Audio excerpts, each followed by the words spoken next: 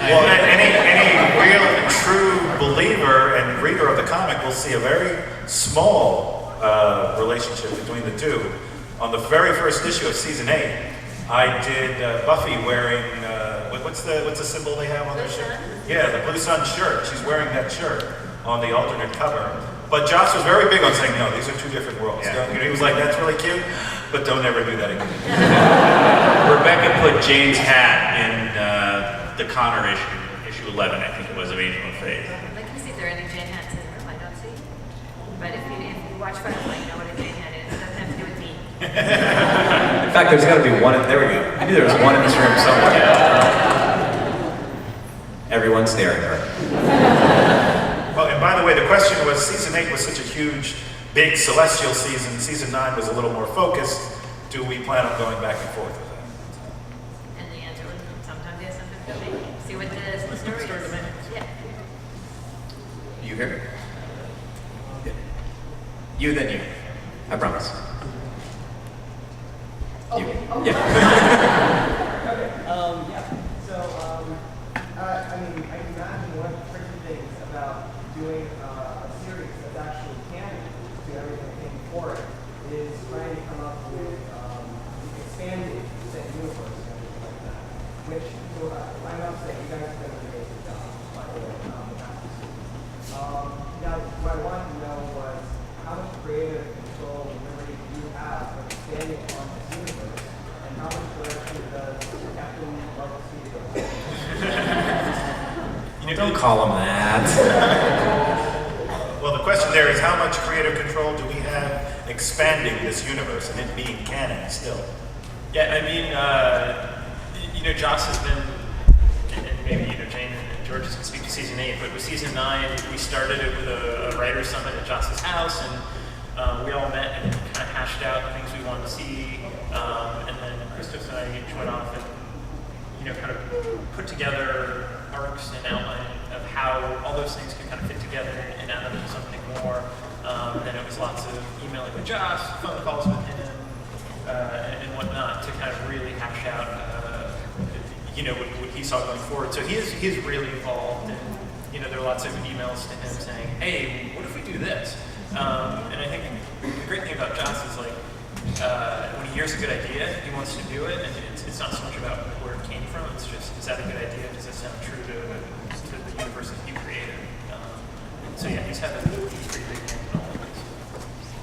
There are some things that, like Scott would say, okay, this is something we've got to run by Joss in the early stages, like Whistler's origin story and what we intend to do at the end and stuff like that. And then there are some things that Joss will see more in the, this is a good example in the script of, we did a flashback to Giles where we actually, when he's a teenage kid, we see his father for the first time. In my initial draft of the script, he was written very much like Wesley's dad, very cold and authoritarian.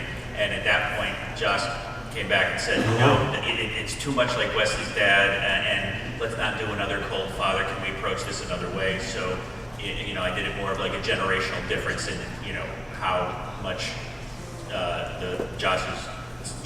Giles, I did it too. Giles' father was just a less emotionally expressive person, but he still loved him, and you can see it in there. But I agree, it's all about whatever makes the best story in the end, which is the environment that as a creative person you always want to have. Yeah, and I mean the fun thing is there have been, a number of emails throughout the season where we're all copied on it, and we'll be throwing ideas back and forth, and then all of a sudden, Joss will chime in with an idea, and it'll be really cool. I can talk about the Joss stuff. Yes. Specifically about the... Yes. There was an exchange of emails about what's ultimately going to happen with Giles. So, keep reading. This is a funny little, it has very little to do with this, but there was a point when Joss was filming Avengers, and it just shows you his dedication, I thought. And he was driving to the set, apparently, because he gave me a call, because I had called and said, oh yeah, I just need to talk to you about some stupid little thing, whatever, we can email or whatever. And he called, and we're talking, I guess, as he's driving to the set, and, the little mundane things. And as I could hear the car stop, and him getting out of the car, and we're still talking, and he kind of goes, "What the hell is this? This isn't what I wanted." And I'm like, "Damn, there's something wrong on the Avengers set." I'm like, "Oh, Josh, well, I'll let you go, buddy. Yeah, you got to do your thing." He's like, "No. What? Keep going. Are we done, or did you need some more info?" And I'm like, "No, I got it. You're good. So go do that movie." And just like that, he's like, I'm sure this $1 million thing he had to take care of, but he was concerned with, what. If you had a question about Buffy, let me know. So that was I almost interpreted that as like some bad delayed reaction to the minute detail that it took. And the lovely lady behind that gentleman. Alright, I have two questions, but I hope you're allowed to answer the questions. I'm curious, what was the scratch season 9 plan? What was a scrapped season 9 plan? Was there one? I don't know. Well, you said that there was a really, really big one, but then you guys decided to go back to basics. No, season 8 was really big, and with season 9, it was decided to make it more, back to basics. Yeah. And the internet almost explodes again. Just made something up. I know. Did you have a It second was going to question? be a season-long, polyamorous, angel spike Buffy. No, it was also going to be your Firefly crossover too. And Firefly was going to cross over, too. And then she dies at the end. How about this side of the room? Here we go. Hey guys, love the comics.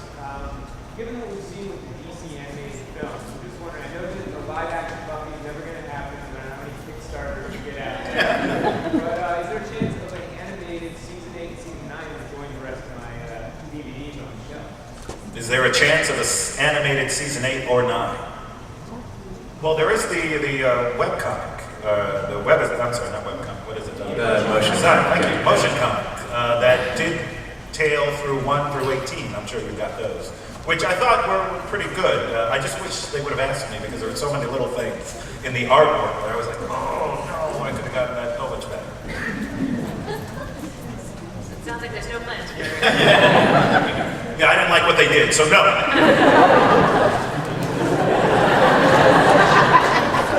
Such a hammer over there. You? Well,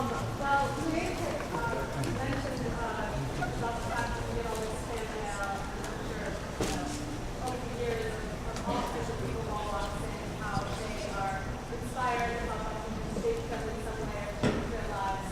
And I was just wondering how Buffy has changed, the Buffyverse has changed your guys' lives, either personally or seriously. She's wondering how the Buffyverse might have changed the guys sitting up here, how it might have changed their lives. Sure. This is going to sound weird, but I think it's affected everything else that I've written since seeing it. And before seeing Avengers, I think you all know what I mean, but I write a lot of superhero comics and other types of comics, and as well as other non-comic book stuff. But once you get immersed in Josh's approach to writing, it's not like you try to sound like him or do what, but it's that approach about that it's all ultimately about people and they're what matters and it has to resonate. I think that just, for me, that's how it's affected me tremendously in writing. Yeah, it totally affected my writing in the same way. Every show I've gone to since then I've brought with it the idea of what's the reason to tell this story, and that drives everything. It also was the first place at the time I had any job security in TV. It's the thing that cemented me as a TV writer instead of, I worked in comedy up to that point, and there were seasons I didn't get staffed, and it wasn't at all clear that I was going to stick as a TV writer and be able to make my career doing that. And Joss gave me a home and job security and made me feel like I could do this job. And that was amazing. And he gave me the courage to branch out into other things, to try comic books, to try writing animated Buffy, which never got made, all the different things that we did. And when he did Dr. Horrible, it made me start saying like, oh, the web is a place that I can go and have an impact, and it led to me doing Husbands, and like everything I've done since has been, I really think, because of Joss. Dude, this is gonna sound so mundane, but Buffy has allowed me to travel. I have never gone so far. I've been to London and Australia, New Zealand, all these cool places that I would have never gone if it weren't for Buffy. So while I take a wealth of memories and episodes and emotion with me, I am grateful that she has allowed me to travel as much as I have. Similar to what Jane was saying, working with Joss as a TV writer is, I was lucky enough to have Dollhouse be my second television writing job. So from the very beginning, I was kind of learning to think like all the Whedon writers do. And the more and more I've written, the more shows I've worked on, there are so many lessons I've learned that I didn't even know I had learned. In retrospect, I can go look back and be like, oh, that's okay. That's why Joss always did this. That's why he always wanted that. So, it really gave me a career, and I wouldn't be here writing comic books if it wasn't for it. So, yeah, it's a really meaningful thing. And also, all the creative people who are involved in all of Joss's stuff are just all such great, cool people. Like, I'm friends with so many of the writers who I've worked with on Dollhouse. With Jane, I worked on Dollhouse and now Once. And, all you guys in the past couple of years we've been working together, it's all so much fun. And so many good people. Yeah, Joss attracts good people. That was a great question. Thank you for asking. Yeah. You, sir? Any prospect for a continuation of the Dollhouse